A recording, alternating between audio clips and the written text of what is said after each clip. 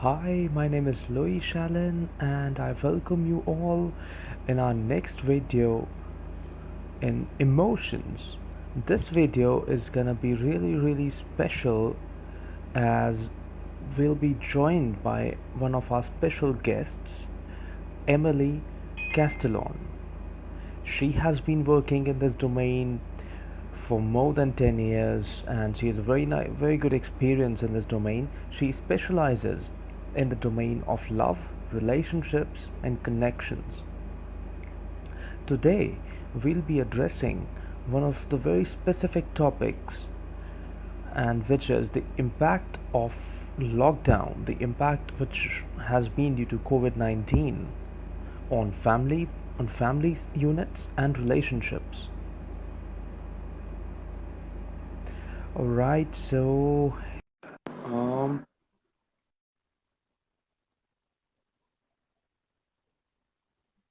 just waiting for Emily to join. Hello, Emily. Hi. Hi, Welcome. Louis. Good, I'm good. Thank you. How are you doing? Very good. Very good today. Thanks. It's really nice to have you over today, Thank and you. it's an honor to be for you to be here because what we'll be talking about today. This is one of the very specific and very pertinent issues which Mm, we have which is quite prevalent in the modern day, and it's so lovely to have an expert talking about it. Thanks. Can you hear me properly? Yes, I can hear you talking. Okay, So, so that's all good. Yeah, so this all lockdown situation has been very heavy for many families, and mostly for, I would say, two really big reasons.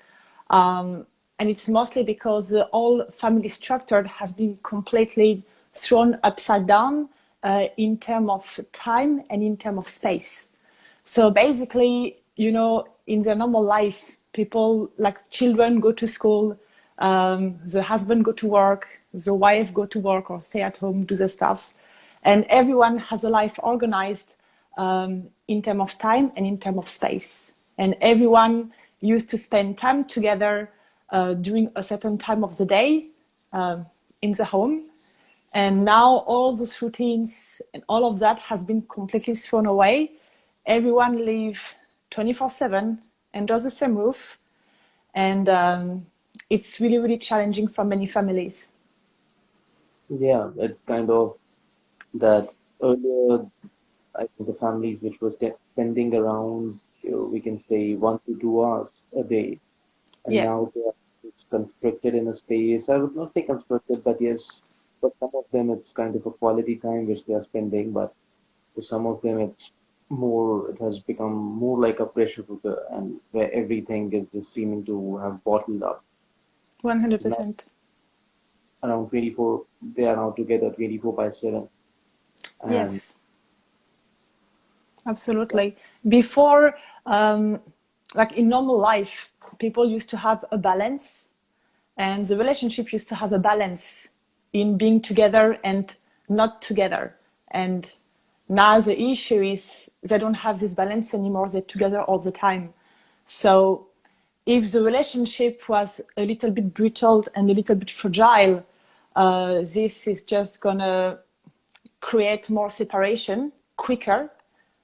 mm, This is the thing.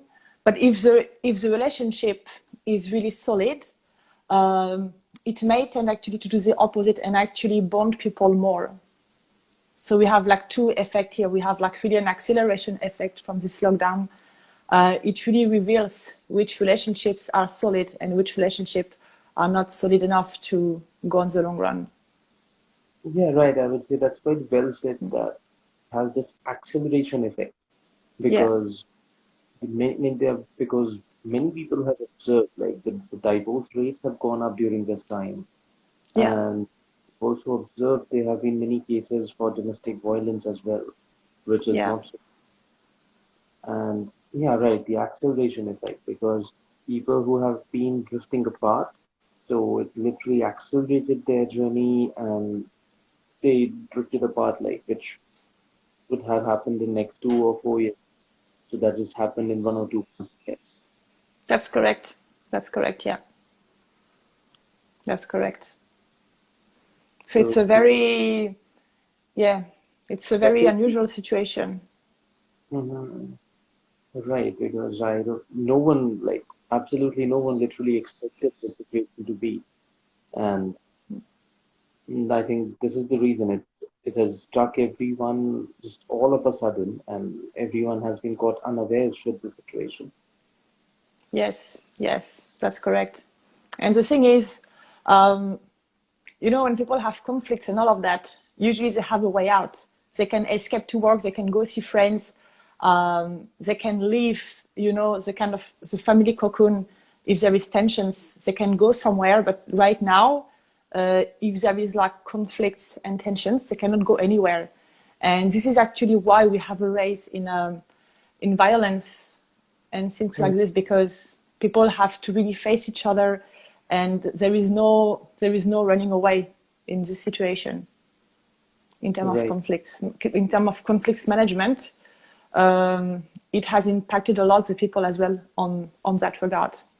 People cannot go see their friends, they cannot like leave the relationship, go somewhere else. They have to stay under the same roof, and they have to deal with the conflict in this way. right, right, actually. So how much does like the running away plays a role in a relationship? Because when people were going to work, when people were living their normal lives, they were meeting their friends, they were going out partying and holidaying, and now everything is constricted now. So how does like running away affect a person? Like how it has been one of the major factors. Or the thing, when you have the possibility to go out, you give some air, you give the relationship some air and some space.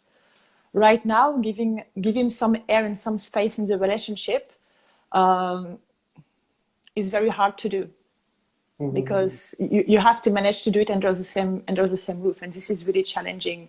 And everyone knows that for a healthy relationship, you need to give some air, you need to give some space. Sometimes people do need to space out of each other. But in those times, with restrictions imposed, um, technically it's not possible. Mhm. So Exactly. this need of space that would allow the relationship to go through this flow is not possible. Mhm. So right, it's about the emotion with which people are living these days.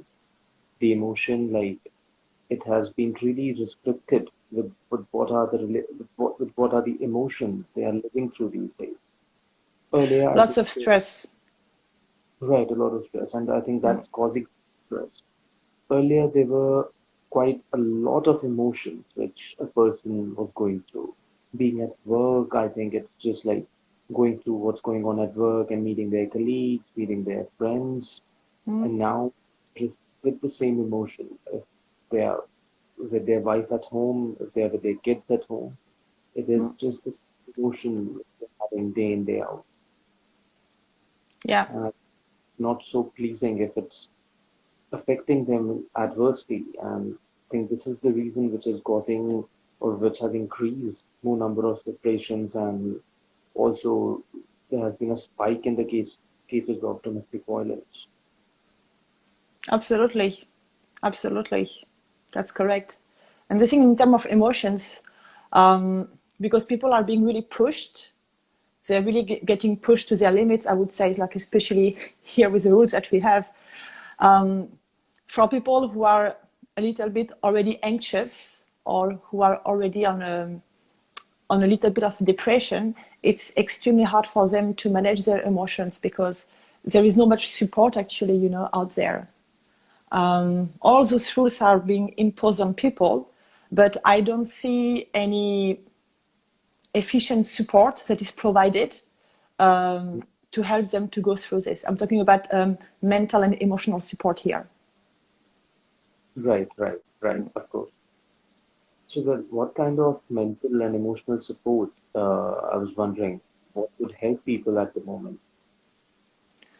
Um, Provided the circumstances, the best they could do is stay in touch with their loved one, unfortunately, it can be done like mostly over the phone, but the best thing they could do, provided the circumstances, would be to do a lot of Skype video call with the friends, so at least they can see each other, they can have a live chat. That would be much more effective than just texting or communication via messengers or things like this.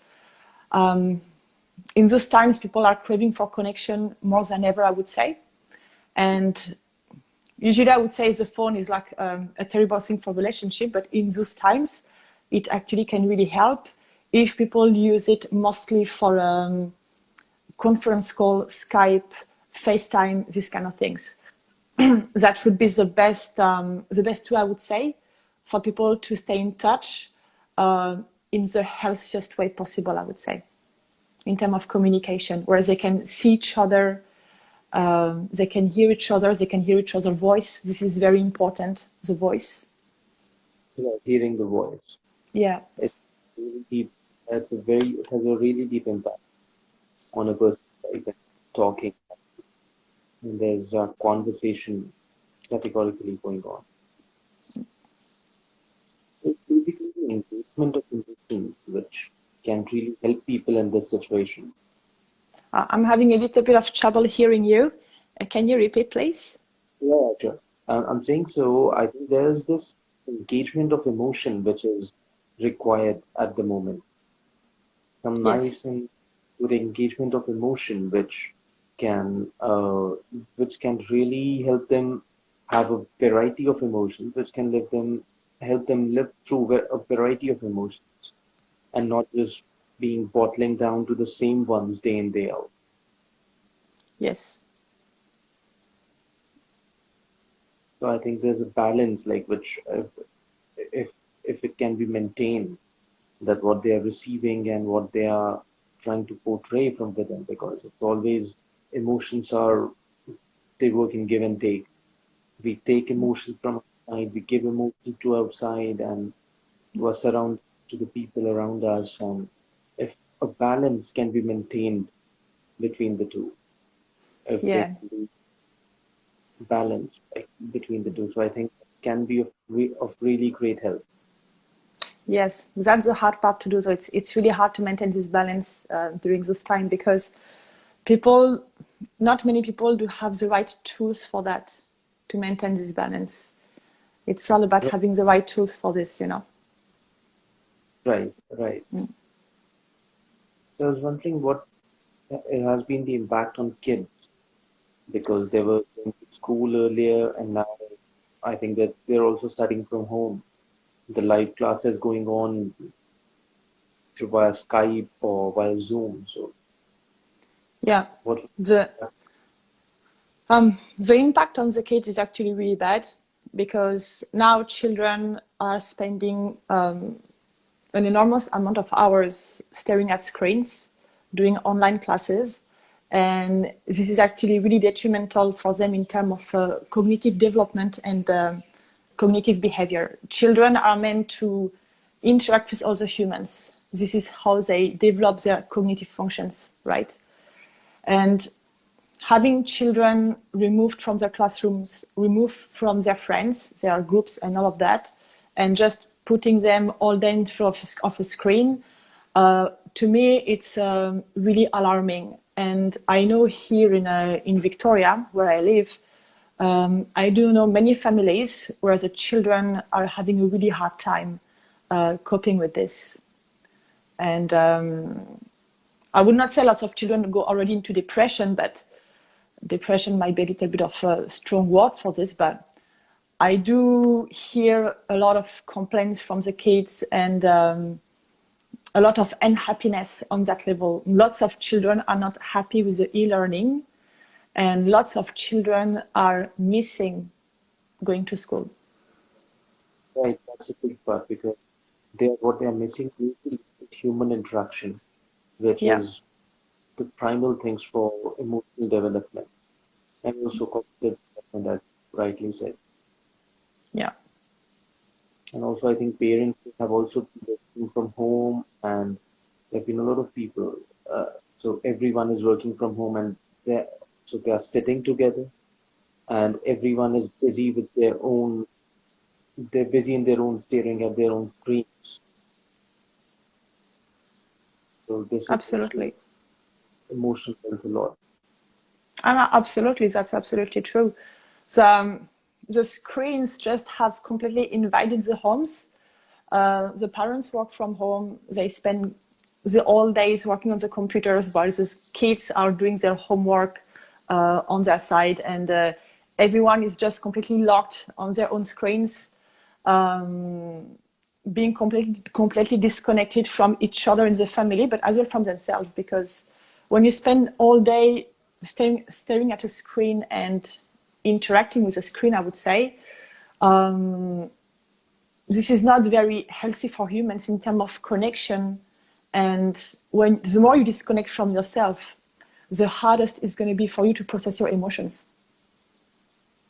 Yeah, right, absolutely. Also, like staring at the screen, we are interacting with an interface and not really a human.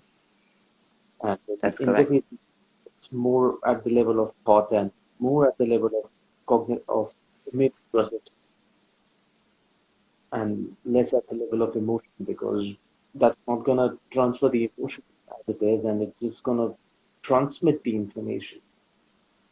Absolutely. Absolutely. See, that's the So, thing.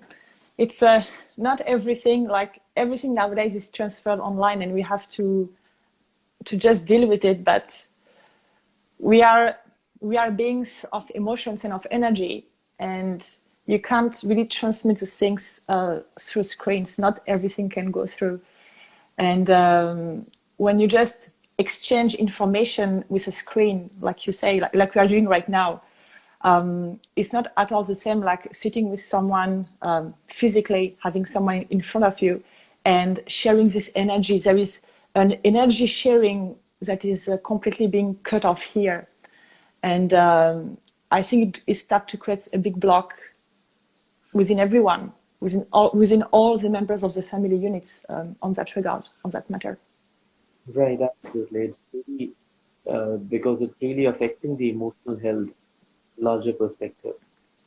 Mm, Yeah, really, I was rather wondering that how beautiful is this balance which needs to be maintained at the moment, because people they are connected and they are connected through a virtual medium, and people they are supposed to be not, I would say supposed to be connected, but yes, a connection is a vital part of their emotional health at the moment. absolutely, And absolutely. It's the base of everything. it is amazing. And at the same time, we need to also give equal importance to the human connection, like in the physical connection, the physical proximity and talking to someone in person or spending some time with in person. So I think that is something which matters a lot at the same time. And being connected with family via Skype and via social media, that too plays an important role. But so I think it's just a balance, like how beautifully things can be balanced, and it gets the best of both, kind of getting the best of both the worlds. Absolutely, absolutely. It's all depend how, yeah, how you use these devices. Like they can be enabled, but they can be like something good too. And right now, in terms of balancing all the things and balancing real human contact and digital human contact, I would say, let's just call it digital human contact. I think, to bounce back on what you said before, if people have the chance to be locked down with people living in their homes, I think they should create a sacred time where they can be all together without any screens. And when they need to get in touch with loved ones, friends, or other family members that are not with them right now, to create some time as well where they can connect with them online. And I really believe that you were talking about balance before, that if they really create clear demarcations between the time they're going to share with people in the real life and the time they're going to share with people in the online world, and they have a clear demarcation and time for that, we can reach eventually this balance you were mentioning before.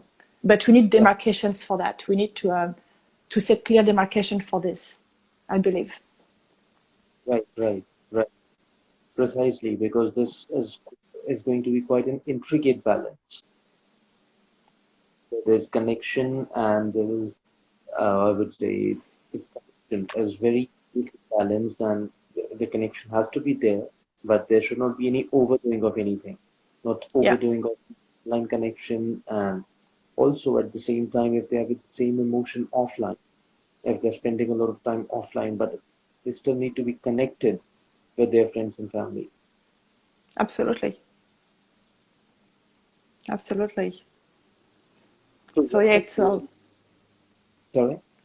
what were you saying? Yeah. So I was asking that what can parents do more to connect with their children as the children are at home these days and they're not really going to school. So what kind of maybe exercises they can do or what kind of connection they can share or what more they can do from their part. Right. Something that they could do that could be really beneficial for the whole family unit, but especially for the children, would be to really set a time, maybe at the end of the day or in the evening when everyone is done with work and with homeschool and all of that, is really to share maybe an activity all together where there is no screens involved. Like it can be, I don't know, playing cards or having a nice conversation around dinner without any phone or anything. It would be about setting a moment where everyone is together, maybe playing a board game or something like this, but when there is no interruption and no screen, no phone call, nothing like this, where the screen will be completely out and the people, the humans, will be all together without any technology interrupting the activity. It doesn't need to be complicated. It can be like playing a board game together or just having a nice conversation, having dinner together around the table without any phone or iPads or anything like that.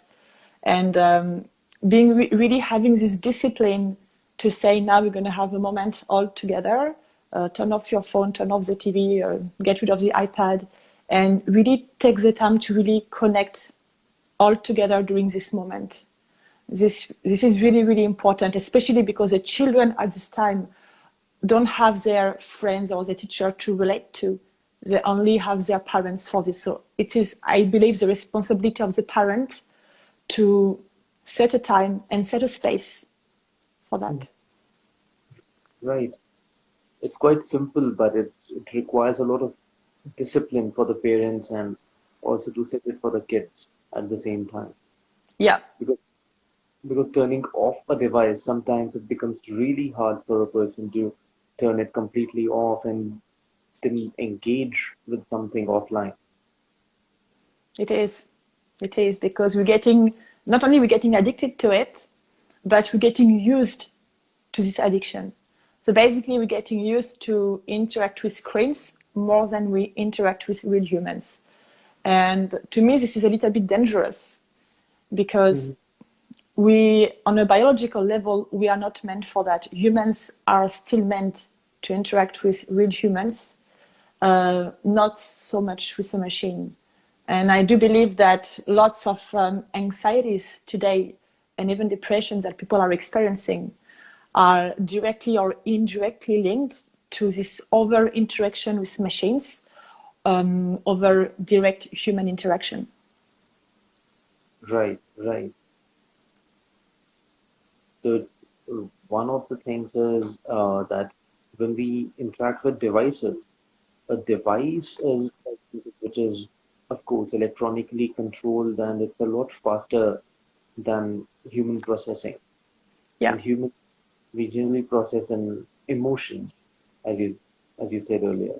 So the processing of those emotions is a lot slower, and giving it proper time, giving it proper space, and letting that thing happen is thing which I think over interaction with devices, it actually restricts that.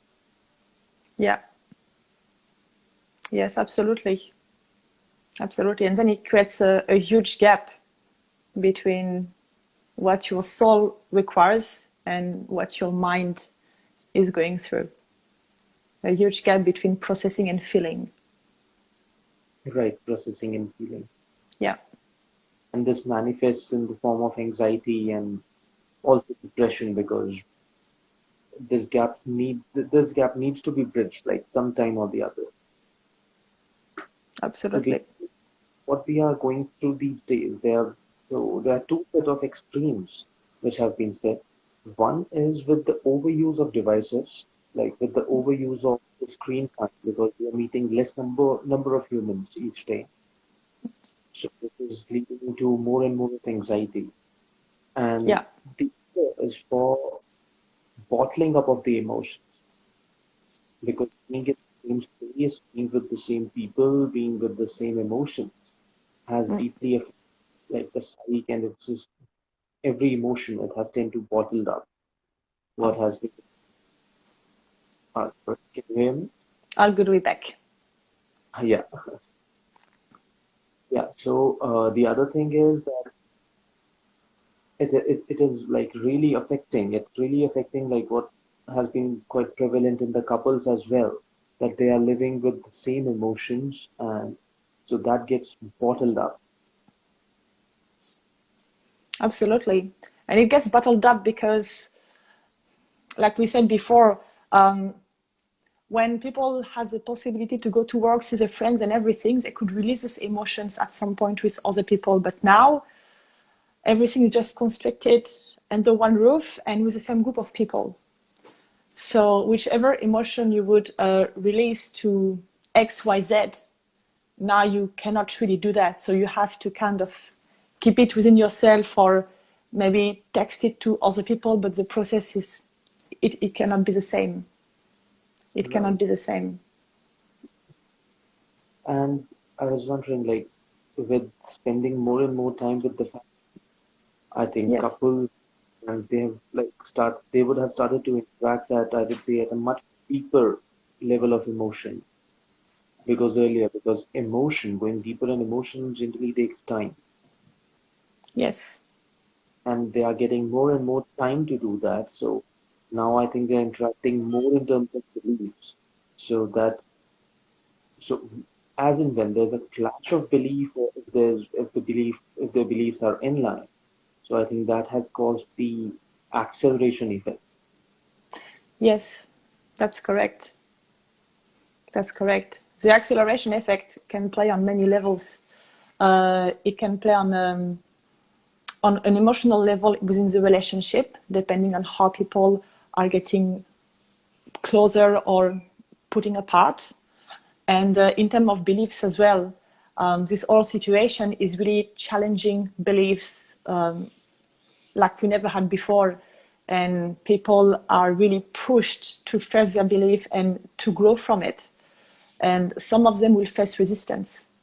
And if you look at a couple, if you have one who is actually embracing the change, embracing the growth, and the other one is getting stuck into resistance, then you can have definitely. Oh, I'm just going to take my cat out of the desk. Then you can definitely have a really big gap that can appear between the two persons in the relationship, because the beliefs are getting way too stretched, and this can create additional tensions. Right. Yeah, that's true. Because it's kind of a string which is getting stretched. Like the farther they move emotionally or with the defenses to that situation. Yeah, I think deeply affecting the couples, like not just as couples, but also as individuals. yeah, And at the same time, I think this time for couples this can also be used for. I think they can come on the same page with a lot of things, and they can generally work on a stronger connection, on building that stronger connection. they can, but unfortunately, not many people go through this way, because there is as well an element of vulnerability in there. if Mm-hmm. you want, if you want to go this way. And in this time where there is a lot of stress put upon people, the last thing people want is to feel or appear more vulnerable, because means it's going to be easier for them to break at some point. I'm talking about inside, if it had to occur. So people are looking actually for ways to feel like more safe, and showing more vulnerability Yeah, right. is a little bit contradictory to this at the moment. Well, And this right. is, That, yeah, if yeah, that makes so, sense. right, right, right. It does, it does. In fact, it's quite beautifully worded, as you said, that if we wanna change something, we gotta look at it from a neutral perspective. And when we do that, we become vulnerable. But when we are looking at it from a neutral perspective, and we are coming to good conclusions. So that makes us stronger eventually, but there's a process. Yeah. There's a process. And this process requires vulnerability. Right, right. Mm. So I think it's also the kind of effort, or I would say yes, the effort, the emotional effort to let that guard down and let the vulnerability be out, and let it to be shown, let their vulnerability be shown to their partner. Because many Absolutely. couples, many individuals, they're quite skeptical about this. They don't Mm. want to about their vulnerability. Absolutely. Absolutely. It's a time, all the things that you're meant to be vulnerable in a relationship. This is the only way you can really bond with someone, and you can really actually let this flow of energy and emotion go through you and go to the other person. If you close the door and you're not vulnerable, this cannot happen. But in this context of lockdown, because of all the stress put upon people, I think this really cuts that flow. At least that's what I can see. That's what I can see, and it cuts the flow as well, because we were talking about balance before. All the balance of people is being like completely thrown upside down, but not only one time, every day, because every day pretty much the rules change. New rules, new things are just like popping up from the governments, and people have to adjust all the time and go with this. And Right. this doesn't really allow them to kind of, in the relationship unit, sit down a little bit, get the guard down, and allow themselves to open. Because when you want to open, you need to kind of feel in a safe space, but the environment around you with all these changes don't really allow the space to feel safe. Right, absolutely. Feeling safe is something that's paramount in, I think, opening up and showing up for the vulnerability. That's correct. So, what do you feel can the couples do at this time? How can they do like go about this time so it helps them bond better? So, um, I think there is few things they can do. The first thing would be to create more demarcations within the house itself, because now everything is completely mixed up. Personal life, working life, school, everything is completely, it's like a big bowl of spaghetti. Everything is just mixed up with each other, and this is not really helping. So I think if people create demarcation under the roof, it's it will help a little bit. Like, let's say, for example, I'm going to take one example. Let's say if you now working in the living room with all your computers and stuff over there, when it's dinner time, remove everything, maybe put some other setup on the table to show that it's dinner time and it doesn't look like an office. You know what I mean? In terms of screen usage, that can be a great idea to use the screens only in some parts of the house and get some other parts of the house like screen free, where we can have like connection together at the end of the day. No screens are allowed in there. So I believe creating really demarcation and maybe little rituals at the beginning or end of the day can really help with all of that. It doesn't need to be complicated, it can be quite simple, but having the discipline to do so would be the key here. Right. So it's like understanding the demarcation and like I would like to put it in slightly different words. It's kind of the role and the place. Yeah, For example, man and the woman in like in the house, they are husband and wife, and they're a parent. The moment they go to their work, they are employees. They might be in any field they would be working at. But yes, in that time, like at the time they're working, they're professionals. correct. Correct. So basically, people are wearing all those identities, but those identities are different according to the time and space of the day, right? And now all your identities, you're wearing like 4 or 5 hats on the top of each other, and they're inside of your own home. So yeah, if you create clear demarcation and boundaries inside of your home for now, it helps to manage these different identities that you wear during the day, because now it's all bottled up on the top of each other. Oh, okay, right, right. It also depends. Like for example, who is interacting with whom? Like, is it the professional who's responding to their wife, or it's the husband who's responding, Yeah, who's responding, yeah, and vice versa, and vice that's versa. good. That's correct. That's true. Yeah, So I because think right that now there is like for the women there is a woman's hat, the mom's hat, the administrative assistant, the friend.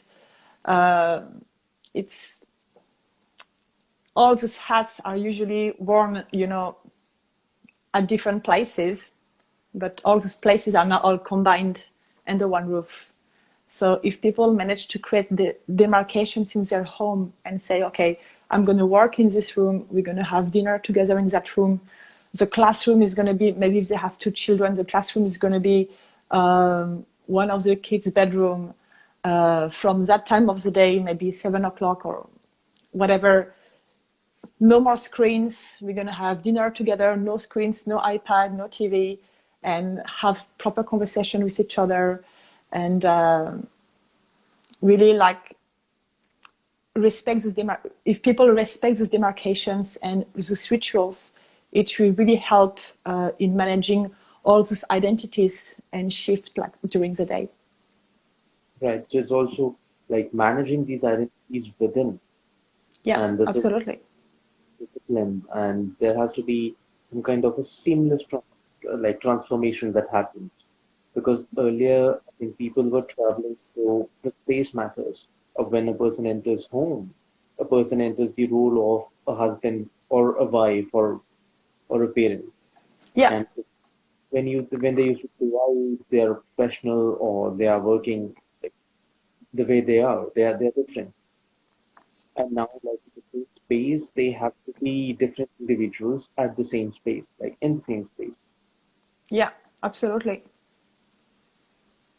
So So like they're it's let sorry, please. sorry. Yeah. Yeah, so they kind of have to let go of their previous self, like not really the previous self completely, but yes, their role. Yeah, They have to let go of the previous role and enter into a new role completely. Like this transition. yeah, and you can help the transition with small rituals. Like for example, um, let's say it can be even something like you wear or unwear, or it can be once you enter this room, I'm wearing this hat, and once I'm getting out of of that room, I'm taking the hat of the work off. I leave it in that room, and now I'm the spouse or whoever I meant to be at that time. So it can be like a kind of ritual just by passing a door, or maybe by arranging, like, let's say if you're working, tidy up the room just to say, okay, I'm finished, I'm closing my computer, I'm putting my phone on charge, I'm tidying up the room to say that it's finished. It can be like a little ritual to kind of say the working hat is off. Now I'm going to put the wife hat on and carry on with the evening maybe. Right, right, absolutely. So it's quite like seamless for them, but there has to be a demarcation, like there just has to, it's just discipline. The Yeah, moment there's demarcation, when it sets in, like it's kind of, it makes it very seamless and it makes it very comfortable for almost everyone at home. 100%. Definitely. And I think people need that, I believe, because if you don't really have those clear demarcations and use those little rituals, I think things will get really jammed up in people's brain on the long Right, run, because unfortunately those measures are not here for 1 or 2 weeks, like they say. It's there for much longer. So if people don't find those new ways to adapt in a healthier way, I would say, I believe emotions and all of this can get really, really jammed up within people. And this is where anxiety going to kick in. This is where depression going to kick in. And this is where self-defense within the relationship and becoming more aggressive will kick in too. right, right. So this is also leading to violence, like domestic violence, which That's correct. My cat just like to go on the on the desk. Sorry for that. gets a really cute to say. Yeah. Yeah. Yeah. So, if I'm getting it correctly, like there are many things which, for example, a person is playing five roles. Yeah. One is of a professional, one is of a parent, one is of a spouse, and maybe they are a member of a club, so they are a member of a club, and which of course that side has gone down because everything's closed at this time, and maybe there's one more role which they're taking up, and yeah, so that's the fifth one, the virtual side. What was, I did not hear the end of the sentence, sorry. Yeah, so let the fifth one be their virtual side, the side which they have in the social media, because Yeah. that itself is a face, something that represents us. Yeah. And so once the lockdown started, yeah, so now with each of the sides, each of the roles, some of them they are pleasing to the person, and some of them they are not so pleasing to the person. Yes, absolutely. Absolutely. And not And only this, um, as well, some people are really attached to one of this identity. Let's say, for example, especially for men, some men are really attached to their role at work, to the professional identity. And when this identity is being completely stripped off from you and your job is being taken down and you have to stay at home and you are losing this side of this identity side of you that was so important to you, this is something that is not being addressed at all in terms of emotional support to families. And right, we see now the rise of suicide and depression linked directly to this is going like really, really high, really, really high, because people are getting really attached to those identities of them. And some of those identities are going to be enhanced. And like you said, it can be some pleasant or unpleasant identities, but it can be as well some essential identities. right, that's quite rightly said. Essential identity. Mm. So, for example, as you took the example of a man who has a professional identity which is quite profound, which Yeah, is a major part of his image, his self-image. And then there is this identity of his which is in the club, where yeah, he's respected, where he is like renowned. Like, everyone knows him and everyone talks about him. This man has been, we can say, most of them are these days, they are ignorant towards their emotions yeah, and they are ignorant towards the emotions of their family. So this has weakened the role. Sorry. No problem, no problem. So this has literally weakened his ties with his family, and this has weakened him the role which he's sharing with his family, with his spouse, and with his kids. And now, by being constantly at home, now the work has shifted at home. He's no more a professional who's going out, but Yeah, yes, he's still staring at the screen. But yes, ambience, it matters a lot. It matters deeply. absolutely. Absolutely. And on that regard, there is this kind of, for the people who actually lost completely their businesses, there is a grieving process that goes with it. Like people are going through this grieving process of not only their own identities that they're losing right now, but those things that they have built for maybe for all their life. It took them maybe a lifetime to build those things, and now it's just getting completely stripped away from them, and it's being like destroyed. And people are going through a lot of grieving in those times, you know. Right, And, and this times it comes out as a blame. Blame towards other things, blame towards other person. yeah, Yeah, so I'm saying this comes out as a blame, the blaming, blame. blaming other people and blaming the situations and Yes, blaming people around them. the other people not so much, but the situation very much.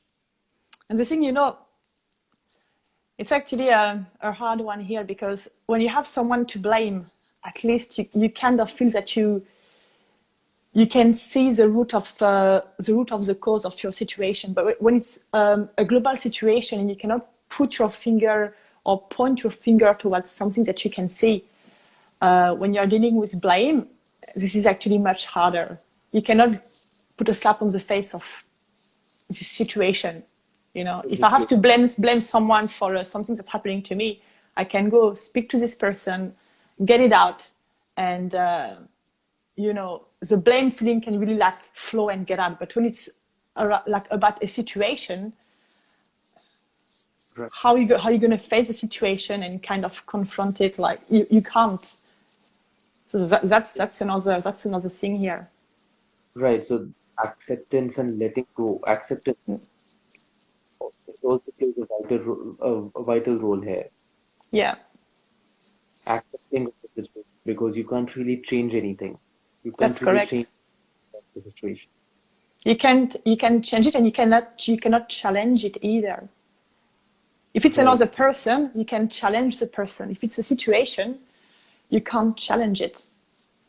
If that makes sense. right. Surely it does. It's simply 100% acceptance, what's needed. And moreover, so what we were talking about, it's a person's ignorance towards the other three sides, three roles. Like, and when a person is eventually ended up at home during this time, and now those sides are coming up in the sense they are emotionally more prevalent now. Yeah. The role of a husband, the role of a parent, and, and mainly the other two sides, the two most pleasing sides, what a person has been building over all these years, it has just gone to the background. Yeah. Yeah. And like you say, now everything that was bottled up just like completely comes up, and it can be even things that like people could like have hide it for like the last 5 or 10 years. Now when you take someone and you put someone under pressure like this, whatever was held inside for God knows how many years, this is actually the perfect time for things to just come up. Right. So the thing is just coming the relationship with husband. A person has to focus on the relationship, on being a parent. This is like really affecting the people at this time. It is. It's a very, And very, very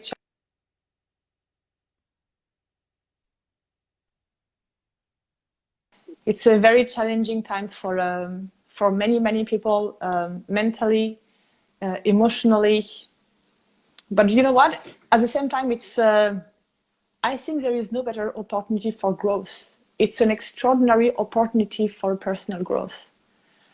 And for couples, I think it can be something very positive for the strong ones, and something positive too in a way for the weaker ones, because it will allow a relationship to dissolve if the relationship is really not meant to be. It's going to reveal what's meant to last and what is not meant to last. Truly, truly, truly. Because that also plays an important role. Letting go what's meant to. And Yeah. as you said, it's a big opportunity for the ones who are targeting growth or who are wishing growth at this time. Because they can challenge their beliefs, they can actually address almost all their roles because now they don't have to deal with all of them. Now That's a person correct. doesn't have to deal on being a professional, being the one at the club, or being social. Mm. Uh, all those have just faded away. So it's kind of they can just be focused on the roles on which they really want to focus. Or yeah, Yes. right. So the roles Now have been they cut. have the time for that. Right. This is the Mm. time for that. So this is also like self connection, like forming a connection with self, Yeah. forming a connection with self, because that is also going to aid a person in having those clear demarcations with the roles and playing all the roles effectively, like coming out of one and going into another one. So this transition Mm. from one to another. Absolutely.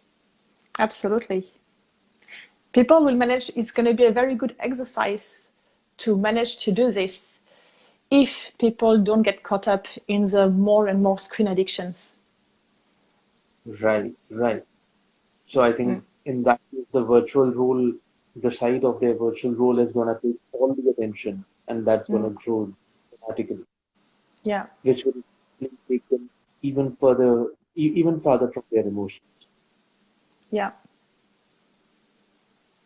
So I was wondering, like, how art has played a role during this time. What was the question again? Sorry. Yeah. So how art has played a role, art, performing some art or practicing some art, practicing some hobby. Ah, art can be something really fantastic in those days. Like painting, music, writing, anything can help so much to translate emotions that you don't manage to get out like in any other ways. And I really think there will not be better time than now to actually invest in art, because art is something really incredible to help people to translate their own emotions. It can be very hard to, to speak up your emotions, because most of the time we don't have the vocabulary for it. We don't have Ab- sometimes the words that can really match what we feel.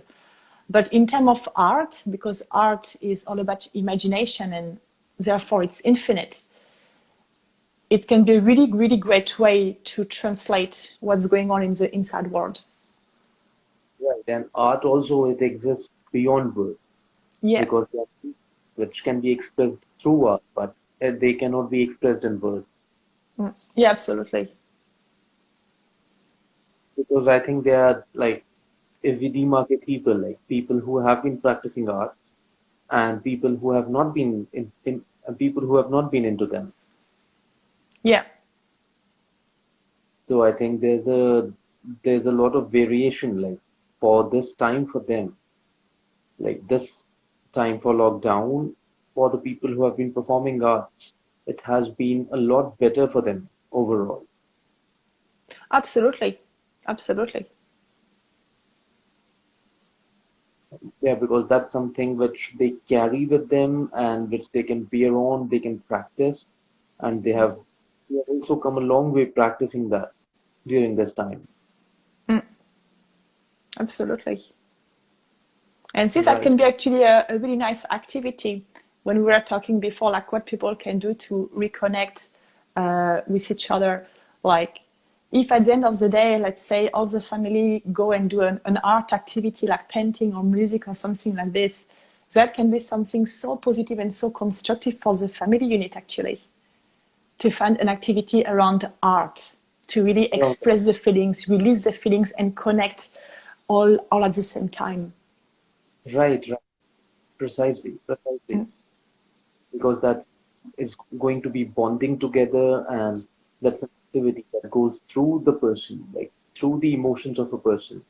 Yeah, And it's going to really disconnect them from all the, like, from the virtual roles, what we were talking about, from the absolutely.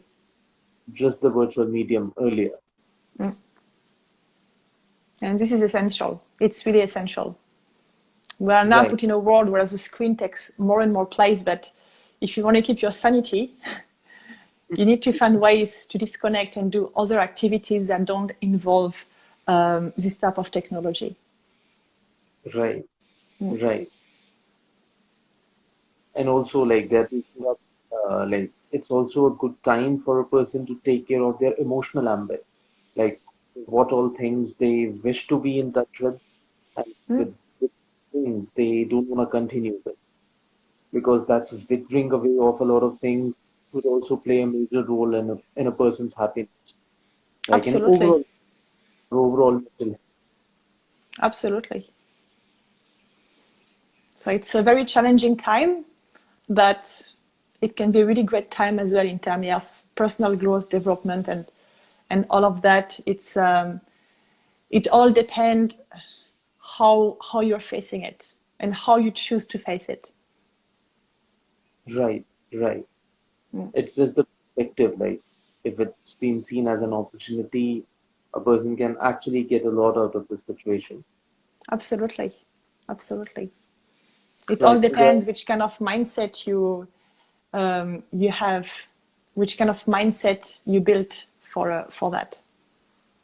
right, right, right. Right. There are two types of people who are like one are the ones who are waiting for things to get normal. Second ones who have literally accepted the whole situation that okay, this is what it is, and Yeah, let's see what best we can do at this moment. that's correct. Right. That's good. That's really good. So anything further you would like to add? Sorry? Anything you would like to add to this? Oh, I think we already covered a lot of ground here. I think it was a really good chat. I think any family out there who's still under lockdown, yes, the best thing they can really do is try to put boundaries and demarcations as much as they can to manage the different identities during the day, and don't get too much jammed up in their mind and in their emotions with all those identities and side of themselves that now have to appear under the same roof. I really still encourage everyone to not watch too much the news and the TV, because the more you watch and listen to things, the more you're putting yourself in a state of anxiety and stress. And this is not going to be constructive and helpful for the relationship unit, which is already put under stress. Connecting together at the end of the day, practicing in activities that don't involve any screen at all is going to be really helpful to help to connect and maintain the family unit, parents, husband and wife, and kids as well. And trying to find these demarcations as well between how you interact in the real world and how you interact in the online world. Implementing clear demarcation between how much time and with who I'm going to interact today online, and how much time and with who I'm going to interact today in the real world is really important as well, because without demarcations like this, we don't have any structure. And if we don't have any structure, we cannot find any balance. Right. And Maintaining the balance is paramount in it. yeah, Right. Well, so it was a great chat with you, Emilie. Thank you so much for joining us, and it was thank you. really great interacting with you. Thank you. Likewise. Have a good day Thank you. and Have a great day too.